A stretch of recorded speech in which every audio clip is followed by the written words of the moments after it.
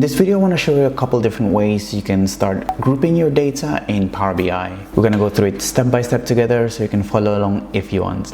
All of that and more. So without further ado, let's get started.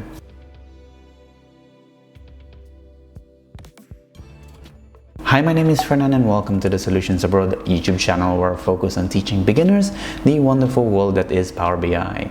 I upload new videos every week, so make sure you hit that subscribe button and the bell icon to get notified when a new one is out. So let's go through this Power BI file that I prepared for you today.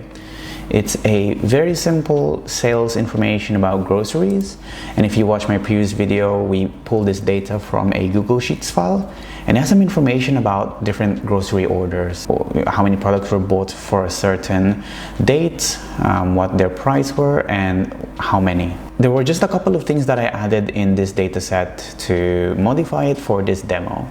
So first I added the sales column, which just calculates the sales for a specific order by doing a quantity multiplied by unit price. And I also converted the purchase dates to a purchase year, so I just extracted the years from those. And this is what we'll use to group our product orders by. So let's say you were given a task to group your sales by purchase year. So easily what you would do is you would bring in the purchase year and the sales, and you put them in a table.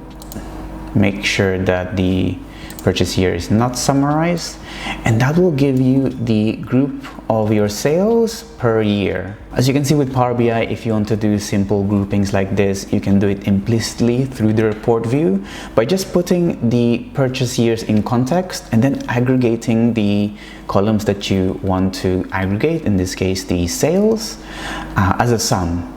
And you can modify how it aggregates it through here. So you'll see at the moment it defaults to sum as the aggregation. So it means that for every single year, sum all of the sales for those years. But you can use other aggregation types as well. And this is how you implicitly group your information by using the report view. But let's say you now have a need to show the sales by purchase year in an explicit manner, which means on a separate table itself. There are two different ways that I use to accomplish explicit groupings in Power BI. So the first one is through DAX. If we create a new table here, let's say group sales by year, so we'll name our table group sales by year, and we'll use the function called summarize columns. This is how you can group your data using DAX. So the first thing it asks for is what column you want to group it by. In our case it's sales, our purchase year. And then the next thing, we want to put the aggregation in a separate column. So for this one, we need to define a name and the expression. So we will name this sales, the aggregation, and the next one we want to put the expression. So in this case, we want the sum of these sales. Let's close that column and hit enter. So now you'll see that it does exactly the same thing as what we did implicitly, except that now it's not just an implicit table in our report view, it's actually a separate table in our model generated through DAX. The second way that you can group your data in Power BI is actually through Power Query. Let's see how we can do that. So if we go to our Power Query, so we hit transform data here, and you'll see that here we have the steps that I did to extract the different, extract the purchase year and calculate the sales.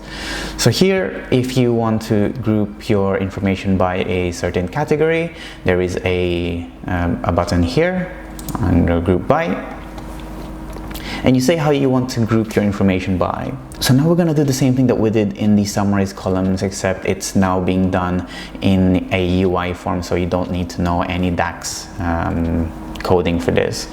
So we'll select how we want to group this information by, and then we'll select the aggregation that we want to do. So we want to sum these sales, and then we'll name this column as sales.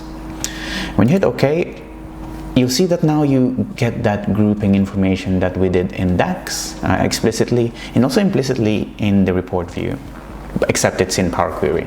And this group by method via the Power Query is actually my favorite one to do, just because of how easy it is to implement, especially if you want to implement more complex group by calculations. So for example, in this case, we had one group by and one aggregation, but let's say you want a bit more advanced, you can do it through the UI using the advanced column, and you can add more aggregations here or add more groupings. So let's say if you want to group the purchase year and product name sales, so that means for every year, for every product, what are the sales?